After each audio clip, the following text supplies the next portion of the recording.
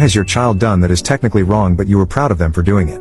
1. My son, who was 14 at the time, was robbed, at knife point, of his iPhone and a few dollars, by two older boys. They were 17 and 18. These boys were gang members, with many of the usual markings. One had a tattooed teardrop, indicating that he had taken a life, and a cross in the middle of his forehead. I saw his picture when they asked my son to identify who had done this to him. He looked pretty darn intimidating for a kid. This entire event was odd in as much as we live in an upper middle class suburb, and these things just don't happen here. Anyway, my son didn't seem to be suffering any trauma from the experience and went along seemingly happy-go-lucky. I actually thought he was in denial or suffering from PTSD. One day, I was driving through the main street of our town when I was stopped at a red light. My son jumps out of the car, without a word, and runs into the laundromat. I was confused, for a second, but then I see him beating the hell out of some guy. I mean, he was battering this kid, slamming him into walls and just pummeling his face with fists and elbows. But the time I got inside, he was stomping this kid out literally. The women inside were screaming and crying, and this kid was